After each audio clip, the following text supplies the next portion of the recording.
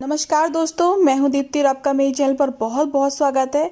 आप सब लोगों की डिमांड पर जैसे कि मैंने संतान सप्तमी की जो व्रत की कथा थी वो आप लोगों के साथ शेयर की थी। आप लोगों ने बहुत ज़्यादा पसंद किया था, तो आज मैं आप लोगों के साथ शेयर कर रही हूँ जीवित पुत्रिका यानी कि जितिया व्रत की कहानी कथा, जो कि बहुत ही फेमस है, जो सबसे ज़्यादा प्रसिद्ध है। वो कहानी आज मैं आप लोगों के साथ शेयर करती हूँ और मैं खुद एक पंडित हूँ, तो आप मेरे मुँह से सुनेंगे तो आपको पूरा लाभ मिलेगा इसका।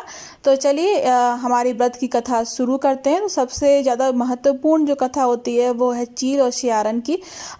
ये बहुत ही पुराने समय की बात है। चील और सियारन दोनों बिल्कुल पक्की सहेलियां थीं, बिल्कुल बहनों जैसी।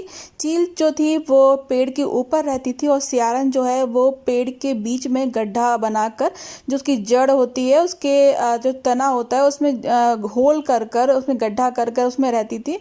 तो ये इन दोनों ने देखा कि कुछ औरतें जितिया की पूजा कर रही हैं, जीवित महान की पूजा कर रही हैं, व्रत कर रही हैं। तो उन्होंने भी मन में संकल्प किया कि वो भी इसकी पूजा करेंगी, इसकी कथा सुनेंगी और पूरी श्रद्धा से इसका व्रत करेंगी। तो जो चील थी उसने तो पूरी श्रद्धा से पूरा मन लगाकर अपनी जो ये व्रत है जितिया का, वो पूरी श्रद्धा से बिल्कुल शुद्ध मन से व्रत को किया। पूरे मन लगाकर जो भी उसके नियम होते हैं सभी अच्छी तरीके से किए।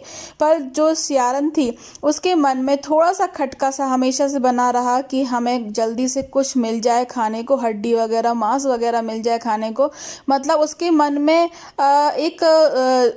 एक लालच बना रहा, एक धुक्की सी बनी रही कि हाँ हमें कुछ मिल जाए। उसने व्रत तो रखा पर उसके मन में थोड़ा सा लालच रहा कि हमें कुछ खाने को मिल जाए।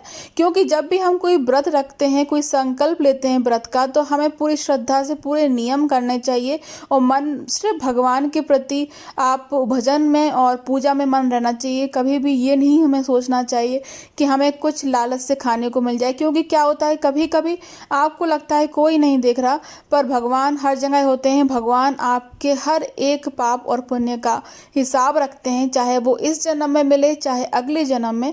तो इस बात का हमेशा ध्यान रखें आप कि कोई देख रहा हो चाहे नहीं, अगर आपने शुरुआत की है व्रत की तो उसको पूरे श्रद्धा से मन से करें।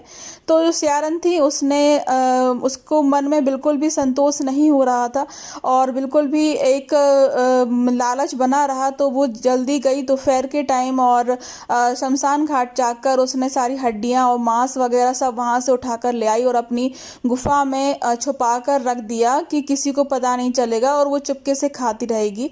तो जैसे ही चील को एक शक था कि वो अच्छे से व्रत नहीं कर रही है सियारन, तो उसने चील ने पूछा कि सियारन से कि ये खड़खड़ की आवाज़ कहाँ से आ रही है। तो सियारन ने झूठ झूठ बोल दिया है, कुछ नहीं, वो तो मेरी हड्डियों की आवाज़ आ रही क्योंकि मैं भूखी प्यासी हूँ इसीलिए शायद। लेकिन वो सियारन अकेले में चुपके से हाँ अपनी जो भूख है उसको मिटा रही थी। तो ऐसे ही ये जन्म निकल गया। लेकिन आपको पता है कि भगवान का जो है देखा हुआ कि भगवान कभी भी अच्छे फल होते हैं या बुरे फल होते हैं वो तुरंत नहीं देते हैं पूजा के, पर हाँ कहीं ना कहीं से वो निकल के जरूर आता है।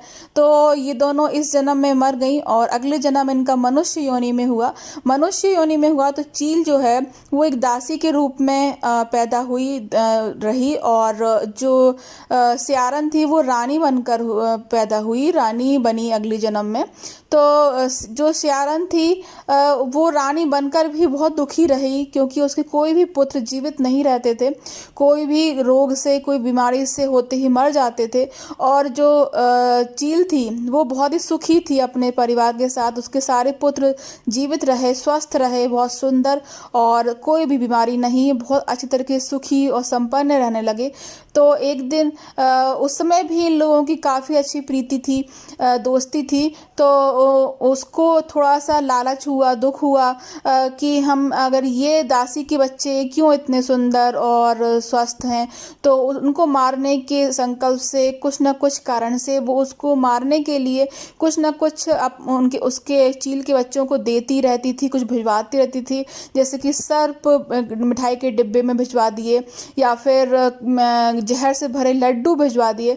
पर वो वहाँ जाते ही वो जो सर्प थे वो मगध के लड्डू बन जाते थे और जो जहर वाले लड्डू थे वो बिल्कुल अच्छे सही लड्डू बन जाते थे। तो जो भी वो करती थी, जो भी वो करती, उसका उल्टा ही प्रभाव पड़ता था। कांटे बोती थी और उन बच्चों को फूल मिलते थे, क्योंकि ये सब उसके पिछले जन्म के पुण्य थे चील के, कि उसके बच्चों को कोई भी आँच नहीं आई, कोई भी दुख नहीं हुआ। तो ये सब देखकर सियारन बड़ी दुखी हुई और उसने सोचा कि अब तो मुझे ये पूछना ही पड़ेगा। तो उसने दासी से पूछा कि तुमने ऐसे कौन से व्रत पुण्य प्रताप किए हैं कि तुम्हारे यहाँ कुछ भी गलत नहीं होता है, सब कुछ अच्छा ही होता है। तब चील ने बताया, क्योंकि चील को सब कुछ याद था पिछले जन्म का भी, तो उसने बताया कि ऐसा हमने पिछले जन्म में कोई संकल्प लिया था जितिया व्रत रखने का, और तुमने अच्छे से व्रत नहीं रखा था, तुम्हारे मन में लालच था और मैंने पूरी श्रद्धा से व्रत रखा था।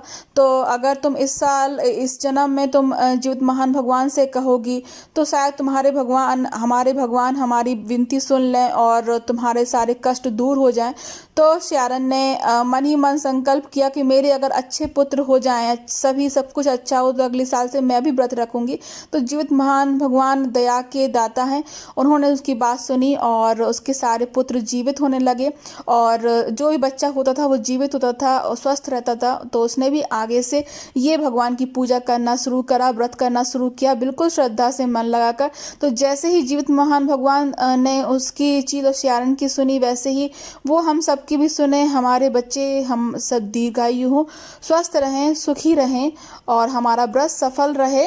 अगर आज की ये आपको कथा अच्छी लगे तो ज़्यादा से ज़्यादा लोगों को शेयर ज़रूर कीजिए, और जब भी कोई कथा पढ़ें या सुने तो बहुत ध्यान से आपको मन लगा के सुनना चाहिए। कथा पढ़ने और सुनने का बहुत ज़्यादा महत्व होता है व्रत में।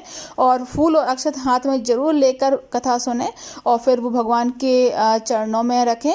अगर आपको इसकी पूरी विधि और नियम देखना है तो भी आप मेरे चैनल पर जाकर देख सकते हैं। और पकवान क्या बनाएं एक दिन पहले व्रत के, तो वो भी मैंने अभी जस्ट आज ही शेयर करी है, पुए और गुलगुलों की रेसिपी, तो वो भी आप जरूर जाकर देख सकते हैं। तो चलिए मिलते हैं दूसरे वीडियो में।